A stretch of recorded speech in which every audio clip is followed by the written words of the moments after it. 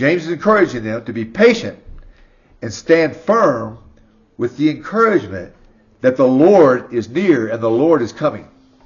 Now, here is one reason that the church is called to teach prophecy. It's why we have prophecy. We are meant to understand the full plan of God. We don't just look back at the cross and at the resurrection like we're going to do, and salvation, or walk in the Spirit and maturing, but we are to look at the character of God and how He will deal with us in the future and how He views things. Okay? If we understand prophecy, it will give us a level of perseverance that we have never known. If we can get a handle on it. This is one reason that we are to teach prophecy.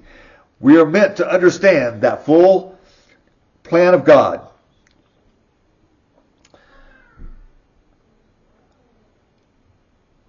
Here's one way of thinking about this. God makes promises to us. Here's the way I think. Not in the right way. Is that I want the promises of God to all come true in my life.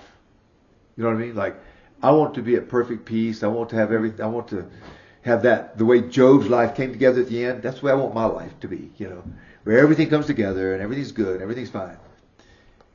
But that's because... That's a Disney word. That's because I haven't had, I think, a correct prophecy view. The prophecy view is that person that's sitting at the Bema, the judgment seat of Christ, that's the real me. Okay? That's not some imitation of me and not some image of me. That's the real me. That is me. I'll be sitting there before Jesus. It's you too. I'll be there in the throne room of God after that, casting my crowns at Jesus' feet. I'll be there when Jesus says, let's go. Mount up. And we get on our horses and we head back to earth at the end of the tribulation period. I will be there. I will be there when the millennial kingdom starts. And I'll be there to put my gifts that I have been functioning in here in this life. I'll be able to put those things to work in exactly the way God desires in the millennial kingdom. My faithfulness here will be blown out of proportion in the millennial kingdom. And I'll rule and reign with Christ, as will you too. It'll be the real you. Not some imitation of you. Not some future version. No, it's you. It's you. You will be there. And you'll be living in that 1,000-year reign of Christ. And after that, you'll be there and you'll see the great white throne judgment. And you'll see Him separate the sheep from the goats. And you'll be there when the new Jerusalem comes down. And you'll be there to live. And you'll think, well, wait. I want these things to be in this life. You see, this life is connected to that life. Just like in the New Testament, we think the Old Testament and New Testament are so different.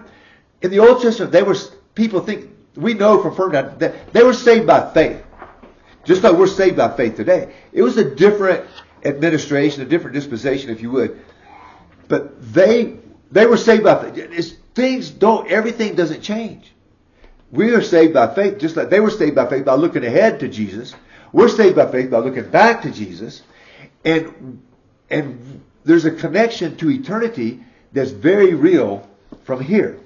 That will be the same person. Will be the same person. So, that gives me a perseverance that things are going to be okay. Things are going to be right. And I need to trust God and be patient to let Him work things out in His timing.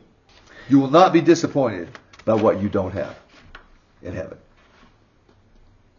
Get a hold of that.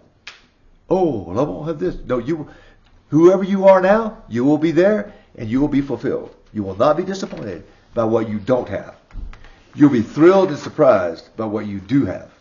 So, it really brings a different perspective. What James is saying here is, if you're saying, like I used to say, I want all these promises fulfilled in this life, they'll be fulfilled. It'll still be you. Be patient. Be patient. Let God do that in His own time.